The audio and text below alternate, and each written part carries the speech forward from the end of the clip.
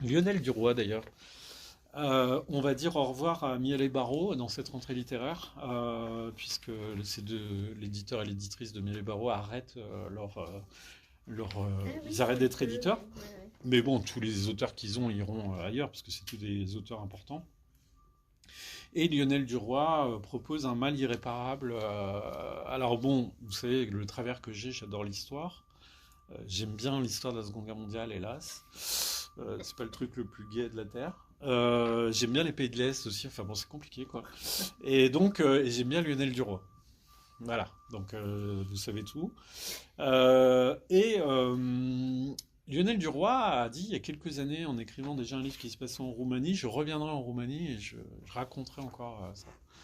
Et c'est ce qu'il fait là. Je trouve ce livre vraiment intéressant à plus d'un titre. Déjà, la manière qu'il a d'amener son personnage et de l'emmener en Roumanie, puisqu'en fait il crée une espèce d'alter ego écrivain, un type un peu dilettante par rapport à son histoire familiale, on parle encore d'histoire familiale, hein, qui est un égoïste, en gros, l'histoire de ses parents, un peu rien à foutre, quoi. Sauf que, et puis lui, il a une histoire un peu tournée vers l'Ouest, c'est-à-dire c'est un écrivain qui a réussi, il a un peu une histoire d'écrivain à l'américaine, et ses parents, son père qui, quand Mitterrand arrive au pouvoir, qui dit oula, les bolcheviks arrivent, tout ça, qui est complètement flippé, qui cherche presque un bunker parce qu'il se dit que les bolcheviks vont le rattraper. Ça l'a pas beaucoup ému. Et puis, il n'a pas pris le temps de poser la question à ses parents d'où ils venaient, parce qu'il savait qu'ils venaient de l'Est et tout ça, mais il n'a pas pris le temps de savoir qui ils étaient. C'est des gens qui ont une vie un petit peu commune, un petit peu banale. Pourtant, quand on découvre leur histoire, ils auraient pu avoir une vie beaucoup plus brillante que celle qu'ils ont eue en France, parce qu'ils viennent de Roumanie. Et donc cet écrivain, on le sent au début un peu dans la culpabilité, mais légère, de se dire, ouais, j'ai pas demandé à temps à mes parents qui ils étaient. Il a un côté, moi j'aime bien ça chez Lionel Duroy, il a un côté un peu fragile ce type. C'est-à-dire, mais je trouve il y a un peu ça dans la littérature américaine aussi, Mm. des types qui sont pas... on se dit c'est qui ce bonhomme? Enfin, il est un peu con quoi. Mais voilà, il prend le tiroir dans lequel il y a toutes les affaires de ses parents et il part pour une espèce de road trip en Roumanie sur les traces de ses parents. Et là, le livre, en fait, va prendre des dimensions dingues et très intéressantes et très intimes et très fortes et très historiques. C'est-à-dire que bon, déjà, il arrive et l'endroit d'où sont originaires ses parents, bah, vous voyez, aujourd'hui, c'est plus vraiment là. Il y a une partie qui est roumaine, il y a une partie qui est ukrainienne. Ouais. Donc, c'est une zone un peu frontière de cet endroit là où on réfléchit en ce moment, hein, du destin de tous ces pays de l'Est. Et apparemment, ses parents avaient comme langue aussi la langue allemande.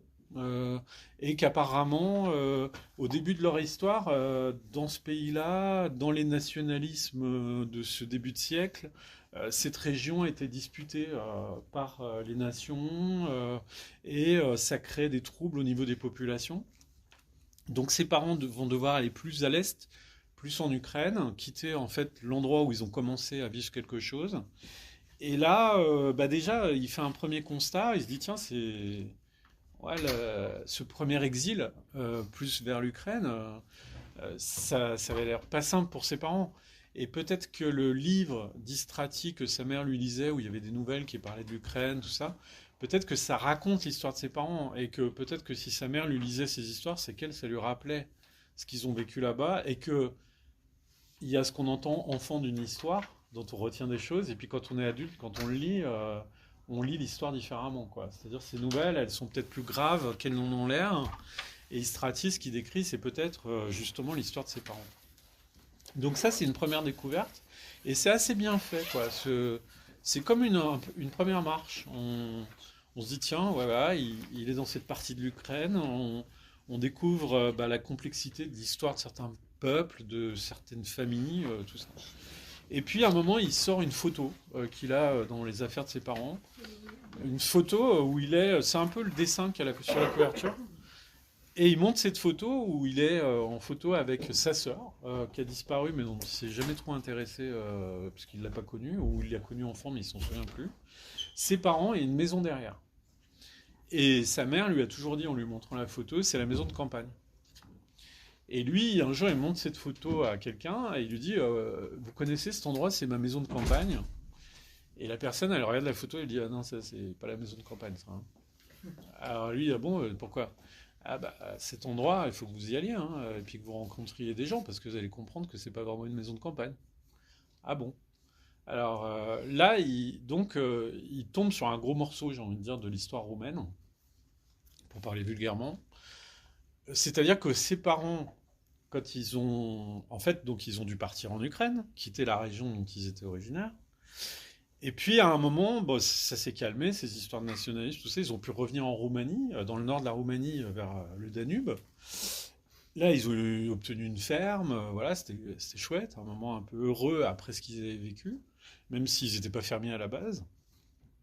Et là, il se trouve que tous les gens qui habitaient le long du Danube après la Seconde Guerre mondiale, on les a mis dans un train, on les a emmenés au milieu de la Roumanie, sur un terrain vague où souffle le vent et la misère, quoi. Et on leur a dit, bah voilà, construisez votre maison, c'est chez vous. Il y avait que de la boue et de la terre sèche et tout ça, quoi. Et heureusement, ceux qui ont pris un saucisson avant de partir, vous voyez, parce que rien à manger, tout ça. Et ces gens ne comprenaient pas pourquoi. Enfin, c'est-à-dire, c'était pas leur origine linguistique, c'était tous les gens qui habitaient là, quoi. Mis dans un train par milliers, emmenés dans cette plaine hostile. Donc ces gens avaient des enfants, tout ça, donc ils ont commencé à creuser la boue, à construire leur maison, donc cette maison qu'on voit sur la photo.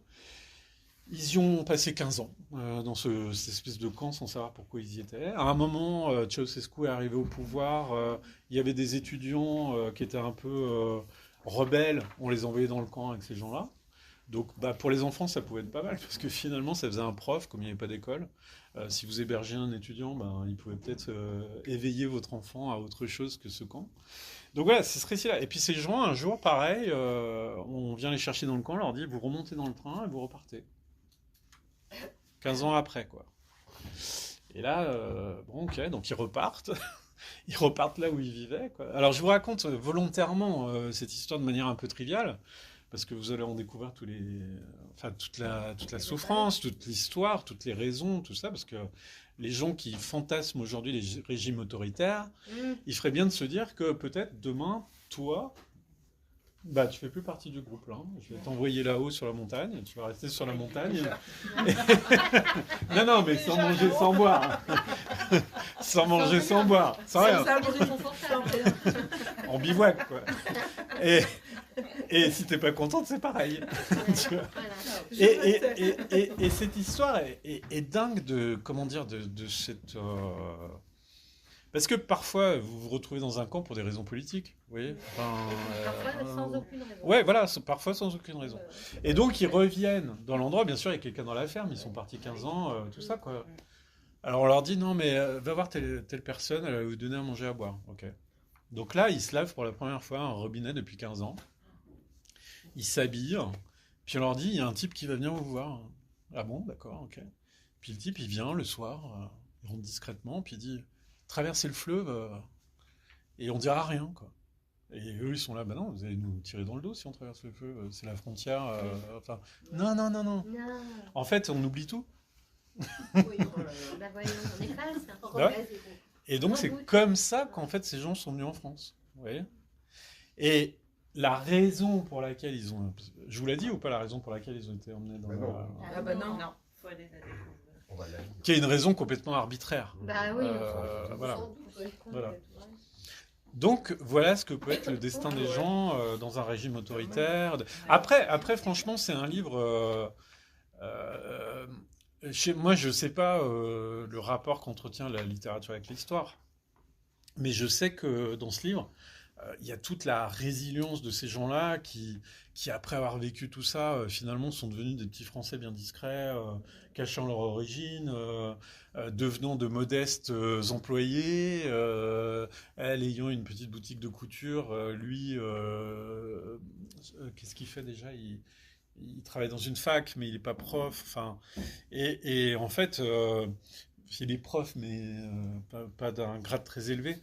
C'est des gens modestes, mais ils ont traversé tout ça, quoi. C'est-à-dire, finalement, cet écrivain qui prenait ces gens comme rien du tout, il découvre un courage, une résilience et une histoire dingue chez ses parents, en fait, qui n'ont jamais rien raconté, jamais rien dit de leur histoire. Et ça raconte la Roumanie, l'Europe de l'Est, le soviétisme que Poutine aimerait bien remettre au goût du jour. Et on comprend que certains pays n'aimeraient pas revenir à ces époques-là. Voilà, c'est un peu désagréable. Voilà.